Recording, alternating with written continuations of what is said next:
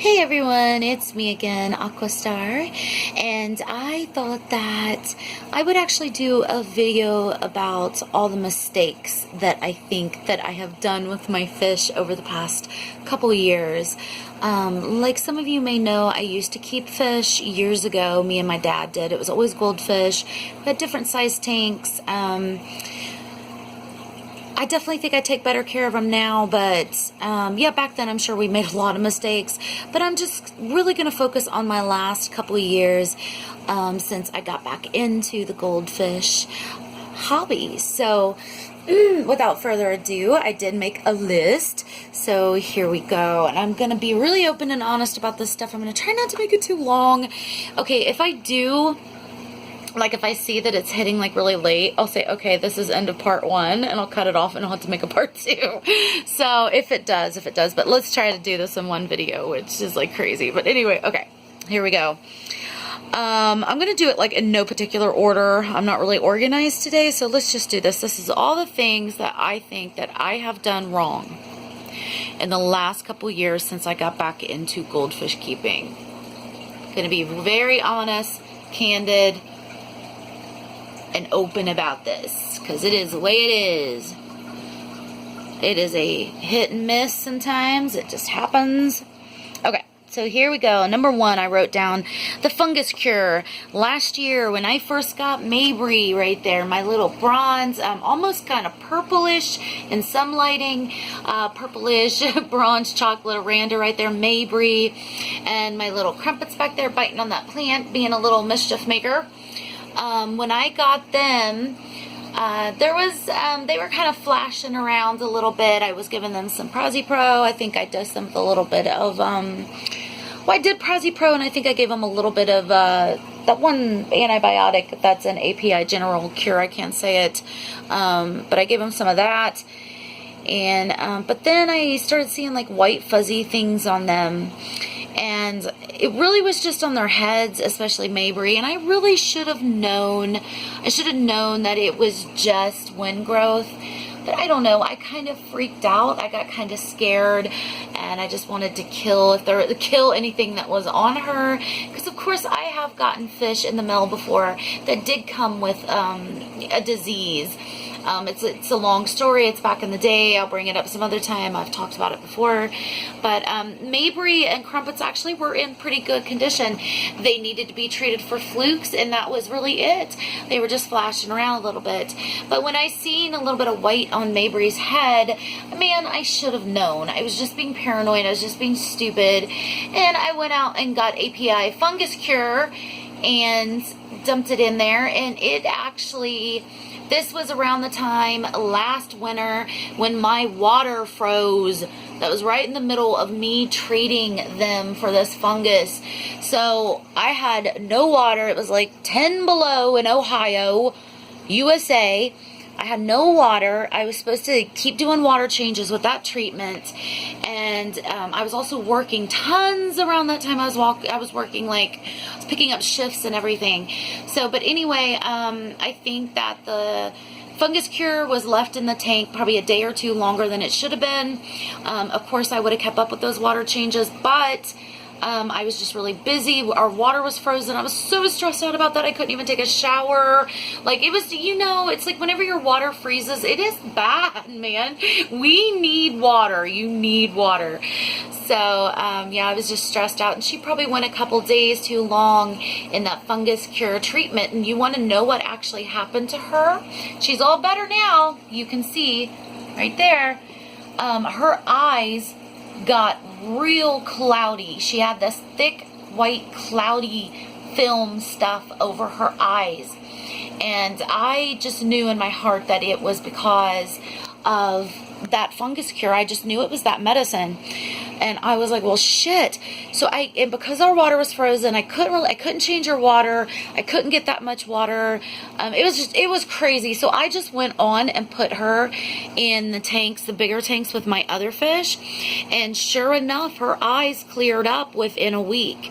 Like within about 7, maybe 8 days, her eyes were 100% better. But I was really scared about that. That really freaked me out.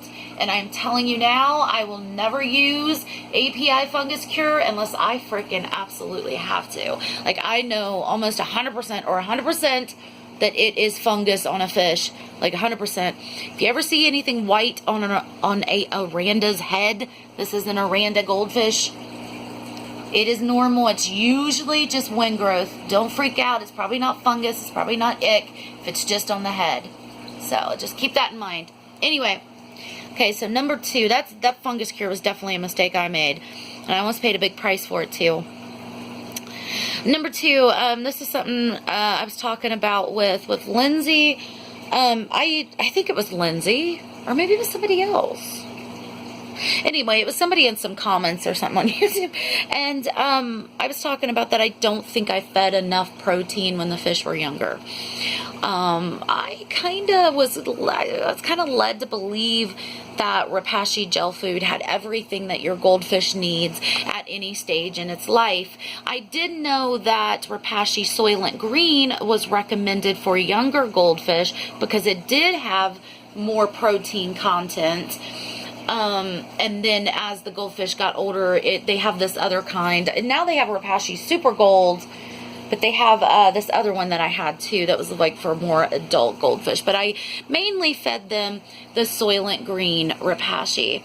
And I was just kind of, that was like 80% of their diet. I mean, literally, I'm just admitting it, like 75-80% of their diet.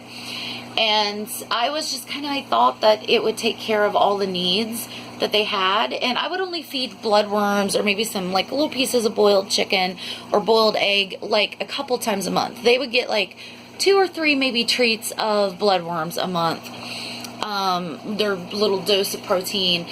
And I really don't think I fed most of my fish provided quite enough protein when they were getting older, because I think I really should have seen some more growth. Now, keep in mind, I got a lot of my fish at pet stores. They're not really from the best quality, and when I did order online, I didn't order from like Dandy Orandas or goldfishnet.com or like some of these better suppliers, East Coast Ranchu or anything.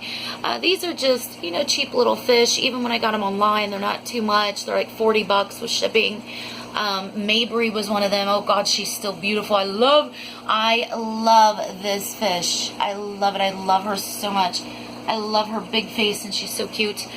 But anyway, so I really don't have like top quality goldfish, but I do think that I should have fed them more protein, and so that's going to change. I got a lot of bloodworms, and that's going to change. I'm going, this next year or two, I'm going to really do some different things with their diet. And also, now this will go into another thing on the list. I wish I had used a heater, but not all the time, but like 2 or 3 months out of the year. Like, pick the summer, you know, from like June, July, August, like keep the heat going, keep it at about like 80, like 78, 80 degrees, kind of give the fish for a couple months out of the year a feeling of summertime.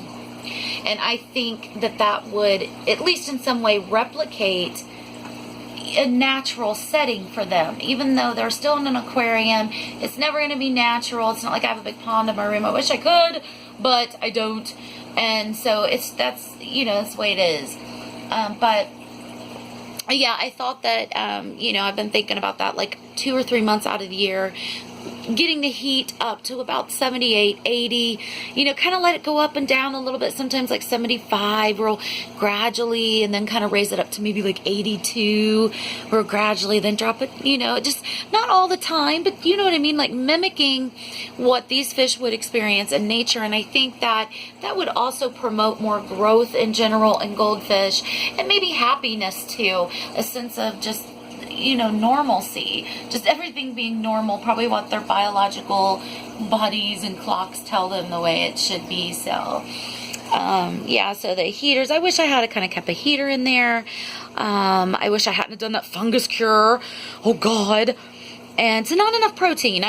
That's something, I didn't feed enough protein. But I also, and this is another thing, I did just a little thing I put on my list, is I really got impatient about when I would want new fish. I would get impatient and be a little bit cheap about it and just pick like 1 or 2 up at the fish store. Like I got Benny Jets and Gus Gus at PetSmart last May, or April. And little Benny Jets was a feeder fish. He was 14 cents. That fish, 14 cents, baby. I don't regret him, dude. This really shouldn't even be on the list.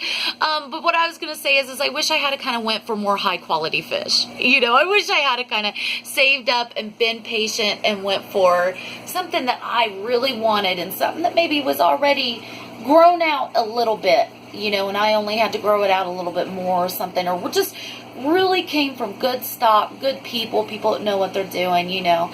Kind of wish I had done that instead of just picking them up at the pet store or ordering from online stock suppliers who, you know, you don't always get the best deal with them. So kind of wish I had done that too.